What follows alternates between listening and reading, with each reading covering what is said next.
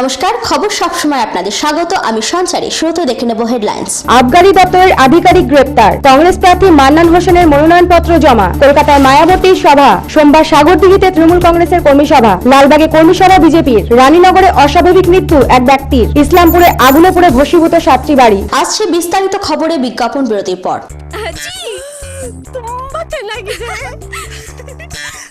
কি ভালো ফাটাফাটি নিজের ভাষায় মাই গড ये कसम तुझे तो मैं নিজস্ব মজা ಕಲಕಿಟಪ್ಪ নিজের ভাষায় ಬಿಕನ್ಸ್ ಸ್ಲೋ ಮಜಾಲ್ ಸೆ নিজের ভাষায় নিজস্ব মজা। নিজের ভাষায় আনন্দ করার মজাই একেবারে অন্যরকম। এই জন্য 9টি ভাষা এসে গেল, সংবাদ, ভিডিও, ক্রিকেট, গান আরো অনেক কিছু। কল করুন 56789।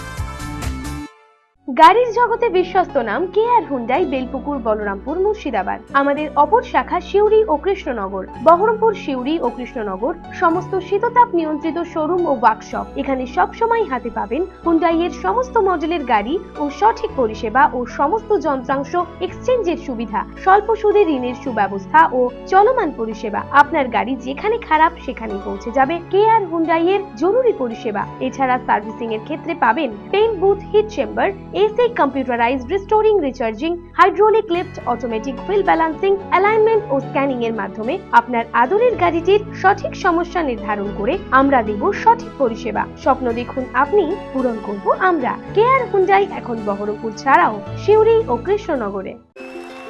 রোহানের প্রথম ম্যাথস টিচার আমি ছিলাম। আমি কার ছেলে তো দেখতে হবে।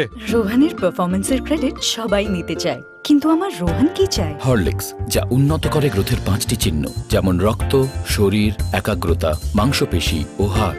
তাই আসল ক্রেডিট থ্যাঙ্কস মা। হরলিক্স, যা উন্নত করে গ্রোথের 5টি চিহ্ন।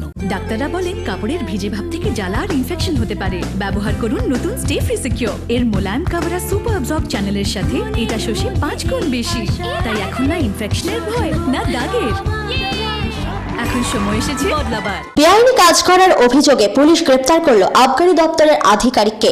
সোমবার ধৃত আধিকারিককে তোলা হয় জঙ্গিপুর আদালতে। জঙ্গিপুর আবগারি দপ্তরের আধিকারিক সতীশ সিং নিয়মবহির্ভূতভাবে আবগারি দপ্তরের বাজেয়াপ্ত করা কিছু মাল বাজারে বিক্রি করেন। এই অভিযোগ আনেন আবগারি দপ্তরেরই অন্য আধিকারিক আলী ইমরান। আলী ইমরান অভিযোগ করেন 19/3/2014-তে সতীশ সিং আবগারি দপ্তরের বাজেয়াপ্ত করা সাইকেল, মদের বোতল, অ্যালুমিনিয়াম বেআইনিভাবে বিক্রি করেন। সতীশ সিং এর বিরুদ্ধে বিভাগীয় তদন্ত শুরু হয়। তদন্তে অভিযোগের সত্যতার প্রমাণ মেলে। দিন 7 আগে সতীশকে সাসপেন্ডও করা হয়। আলী ইমরানের অভিযোগের ভিত্তিতে রঘুনাথগঞ্জ থানার পুলিশ সতীশ সিংহকে গ্রেপ্তার করে। ধৃত সতীশকে সোমবার তোলা হয় জঙ্গিপুর আদালতে। জঙ্গিপুর থেকে সবসময় রিপোর্ট।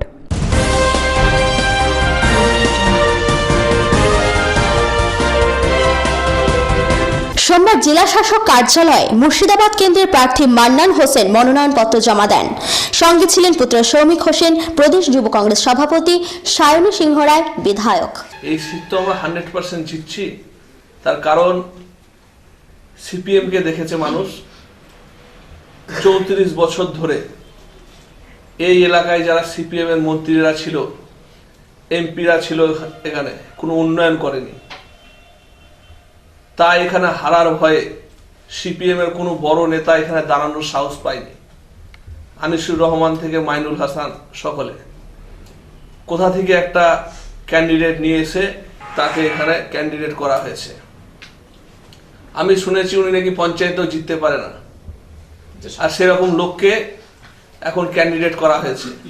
যে সিপিএম এর কর্মীরা এই লোকটাকে চিনে না, এমনকি দেখেনি পর্যন্ত। আর তৃণমূলের যে ক্যান্ডিডেট হয়েছে মোহাম্মদ আলী,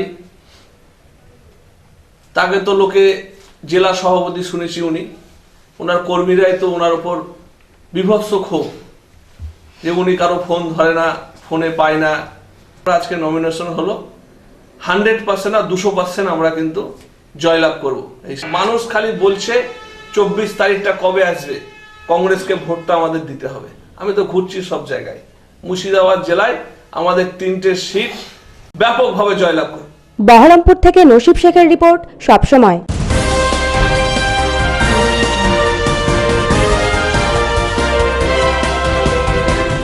শহীদ মিনারে সোমবার সভা করেন বহুজন সমাজবাদী পার্টির নেত্রী মায়াবতী। এদিনের সভায় মায়াবতী বলেন, কেন্দ্রে নির্ণায়ক শক্তি হতে চলেছে বহুজন সমাজবাদী পার্টি। पूरा देश जो भी उस दिन हाई कोर्ट का ऑर्डर आने वाला था कि राम जन्मभूमि किसको मिलेगा, कि यहाँ पर उस सरकार के लोगों ने जो कहते हैं कि भाई हम बहुत अच्छी न्याय देने वाले, उस सरकार के लोगों ने और इनमें भी हमारी पार्टी सबसे अधिक कसूरवार कांग्रेस पार्टी को ही मानकर चलती है, जिसने आजादी के बाद यहाँ सबसे ज्यादा लंबे समय तक केंद्र व राज्यों में भी राज किया है। हालांकि आपके पश्चिमी बंगाल में यहाँ पर आजादी के बाद काफी लंबे अरसे तक कम्युनिस्ट पार्टी का राज रहा है, लेकिन इस पार्टी के राज में भी यहाँ के लोगों की गरीबी एवं बेरोजगारी दूर नहीं हुई है। इसके बाद यहाँ पर सत्ता परिवर्तन होते रहे हैं, लेकिन सिलसिला वैसे ही बना रहा है जैसे पहले था। गरीबी और बेरोजगारी के मामले में इस पार्टी के अलावा केंद्र में बीजेपी का लगभग 6 वर्षों का शासनकाल भी जहाँ हर स्तर पर कोई खास अच्छा नहीं रहा है, और लगभग यही खराब स्थिति केंद्र में कुछ समय के लिए रही, यहाँ अन्य पार्टियों के शासनकाल की भी बनी रही है। और इन सब का मुख्य कारण हमारी पार्टी इनकी गलत नीतियों को ही ज्यादातर जिम्मेवार मानकर चलती है। কলকাতা থেকে সবসময় রিপোর্ট।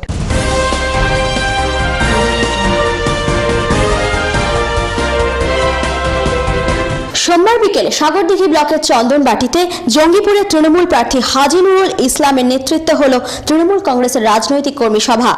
উপস্থিত ছিলেন খাদ্য প্রক্রিয়াকরণ ও উদ্যান পালন মন্ত্রী সুব্রত সাহা, তৃণমূল নেতা হুমায়ুন কবির, নিয়ামত শেখ, রঞ্জন ভট্টাচার্য প্রমুখ। সোমবার সাগরদিঘি ব্লকের চন্দনবাটিতে কর্মী সভা করলেন জঙ্গিপুর লোকসভা কেন্দ্রের তৃণমূল প্রার্থী হাজী নুরুল ইসলাম। এদিনের সভায় উপস্থিত ছিলেন খাদ্য প্রক্রিয়াকরণ ও উদ্যান পালন মন্ত্রী সুব্রত সাহা, তৃণমূল নেতা হুমায়ুন কবির, নিয়ামত শেখ প্রমুখ। এদিনের সভায় পুরুষদের পাশাপাশি মহিলাদের উপস্থিতিও ছিল চোখে পড়ার মতো।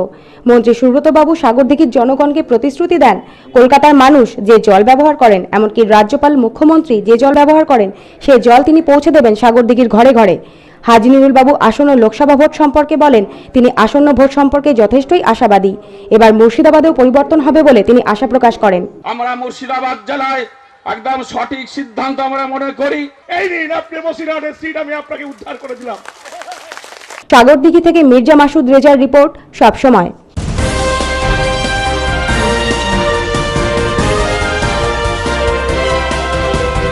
সোমবার লালবাগে অনুষ্ঠিত হল বিজেপির কর্মী সভা। উপস্থিত ছিলেন ব্লক ও জেলার নেতৃবর্গ। এদিনের সভায় মুর্শিদাবাদ লোকসভা কেন্দ্রের বিজেপি প্রার্থী সুজিত কুমার ঘোষ বলেন, রাজনৈতিক মহলে অনেক ক্ষেত্রে আলোচিত হয়েছে যে বিজেপি সাম্প্রদায়িক দল, তবে তা সঠিক নয় বলে মন্তব্য করেন তিনি। প্রচারের মূল ইস্যু হচ্ছে যে আমাদের এগেনস্টে অপপ্রচার যেটা হতো, 2 নম্বর হচ্ছে যে আমাদের উন্নয়নমূলক কাজ যেটা মোদিজির গভর্নমেন্ট গুজরাটে করতে পেরেছে, যেখানে আইন শৃঙ্খলা খুবই ভালো, এবং কীভাবে মুর্শিদাবাদে আমরা পিছিয়ে পড়ছি সেই দিকটা আমরা তুলে নিই। জেতার ব্যাপারে আমি পুরোপুরি আশাবাদী। আমি এখানে এসপি ছিলাম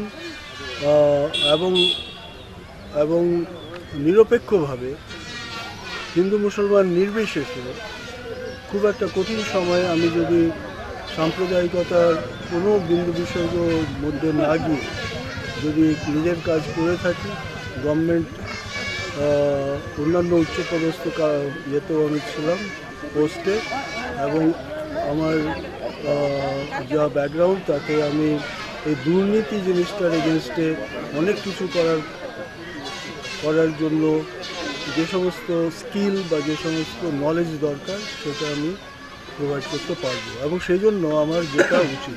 লালবাগ থেকে নসিব শেখের রিপোর্ট, সবসময়।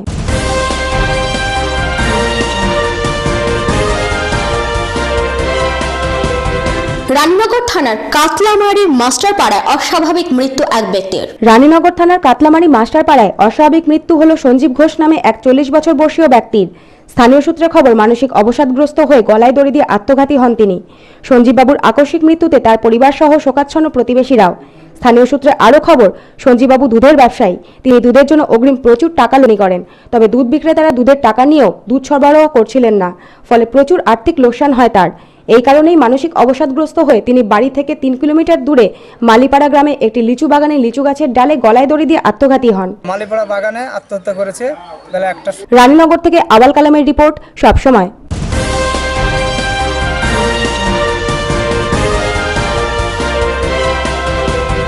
ইসলামপুর থানার হুরসি গ্রাম পঞ্চায়েতের ঘুঘুপাড়া গ্রামে রবিবার বিকেলে আগুনে ভস্মীভূত হয় 7টি বাড়ি। রবিবার বিকেলে ইসলামপুর থানার হুরসি গ্রাম পঞ্চায়েতের অধীন ঘুঘুপাড়া গ্রামে আগুন লেগে ভস্মীভূত হলো 7টি বাড়ি।